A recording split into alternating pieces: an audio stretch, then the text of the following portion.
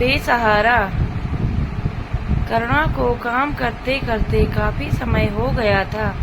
वह बस हॉस्पिटल से घर और घर से हॉस्पिटल जाती थी। इसकी दो वजह थी। एक तो उसका कहीं भी मन नहीं लगता था, उसका हर चीज से मन भर गया था। दूसरा, वह यह सोचती थी कि किसी दिन उसका सामना शोभा से न हो जाए। शोभा के बारे में उसे बहुत फिक्र रहती थी। वह उससे मिलना चाहती थी, लेकिन एक सवाल जो उसका पीछा नहीं छोड़ रहा था कि जब वह शोभा से मिलेगी तो उसका पहला सवाल यही होगा कि उसने घर क्यों छोड़ा। ऐसे में अगर उसने करण की सच्चाई शोभा को बताई तो शोभा की गृहस्थी खराब हो जाएगी। वह ऐसा हरगिज नहीं करना चाहती थी, इसीलिए उसका मन कहीं जाने का नहीं करता था। कुछ दिन बाद शहर के सभी बड़े हॉस्पिटल की एक कॉन्फ्रेंस होनी थी, जिसमें कैंसर के प्रति लोगों को कैसे जागरूक करना है।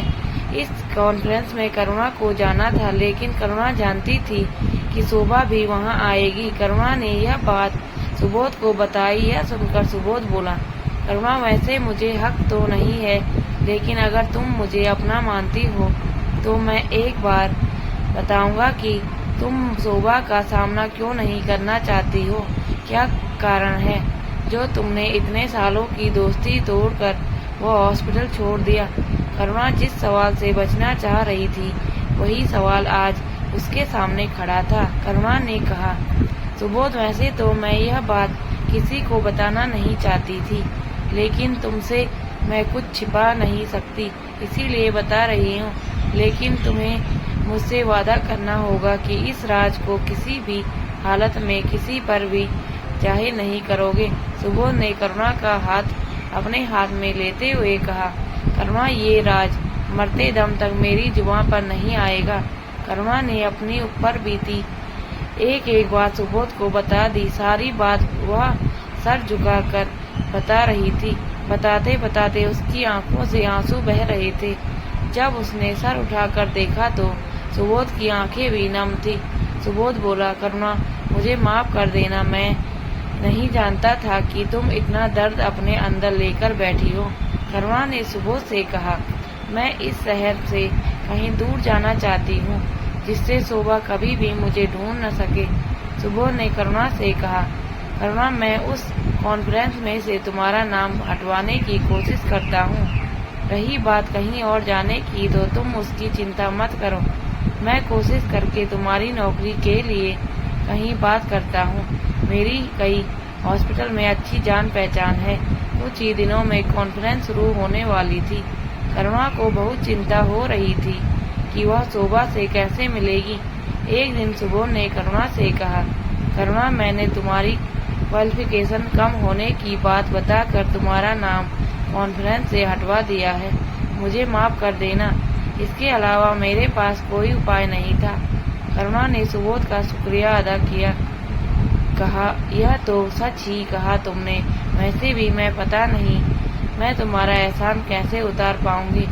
तुमने मुझे बचा लिया। सुबोध बोला, करुणा, मैंने तुम्हारे लिए कई हॉस्पिटल में बात की है, जिनमें से कहीं न कहीं तुम्हारी नौकरी पक्की हो जाएगी, लेकिन नए शहर में अकेले कैसे रहोगी। यह सुनकर करुणा कुछ देर चुप बैठी रही, फिर बोली, सुबोध, बहुत से लोगों के सहारे मैं यहाँ तक पहुँची हूँ, लेकिन अब अपने दम पर दुनिया का मुकाबला करना चाहती हूँ। जो होगा देखा जाएगा। वहाँ भी तुम्हारे जैसे अच्छे लोग मिल जाएंगे। यह सुनकर सुबोध हंसने लगा, फिर बोला, मेरे जैसे क्या? अगर तुम कहो तो मैं भी साथ में चलता हूँ। करुणा ने सीरियस होते हुए कहा, नहीं, मैं ऐसा सोच भी नहीं सकती। पहले भी एक बार मेरे कारण तुम्हारी नौकरी जा चुकी है। अब की बार ऐसा हुआ तो मैं अपने आप को कभी माफ नहीं करूँगी। सुबोध चुप रह गया। सुबोध मन ही मन करुणा को चाहने लगा था, लेकिन यह बात वह अपने मुंह से कह नहीं पा रहा था। लेकिन अब जब करुणा ने नए शहर में जा रही थी तो उसे कुछ समझ नहीं आ रहा था कि बात को आगे कैसे बढ़ाए। इसी तरह कुछ दिन बीत जाते हैं। एक दिन सुबोध करुणा के घर जाता है। करुणा, तुम्हें परसों एक हॉस्पिटल में जाना है। मैंने बात कर ली है, बस तुम मिल आओ। नौकरी तो पक्की है, लेकिन सैलरी इतनी ही मिलेगी। करुणा बहुत खुश होती है। सुबोध, तुमने मेरे लिए जो किया है वह मैं कभी भूल नहीं सकती। एक एहसान और कर दो मेरे लिए, तुम भी मेरे साथ चलो, वहाँ सब इंतजाम देख लेना, फिर वापस आ जाना। यह सुनकर सुबोध ने कहा, ये सब कहने की जरूरत नहीं थी, मैं तुम्हें अकेले थोड़े ही भेज रहा था, मैं भी साथ चलूंगा। अगर नौकरी पक्की हो गई तो वहीं रहने की जगह ढूंढ लेंगे। यह सुनकर करुणा बहुत खुश हुई, लेकिन सुबोध उदास बैठा था। उसे उदास देखकर करुणा ने पूछा, अपनी परेशानी में इतना उलझ जाती हूँ कि दूसरे के बारे में कुछ सोचती ही नहीं। क्या बात है सुबोध, इतने उदास क्यों हो? कोई परेशानी है क्या? सुबोध ने कहा, करुणा, मैं तुमसे कुछ कहना चाहता हूँ, लेकिन हिम्मत नहीं पड़ रही है।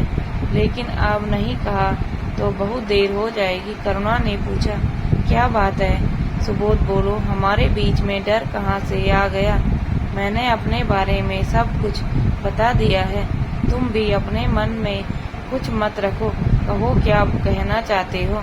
सुबोध ने डरते डरते कहा, करुणा, मैं तुमसे प्यार करता हूँ, ये बात मैं मन में रखे हुए था, लेकिन जब तुम्हारे जाने का समय आ गया तो अब मैं अपने आप को रोक नहीं पाया। यह सुनकर करुणा का चेहरा पीला पड़ गया।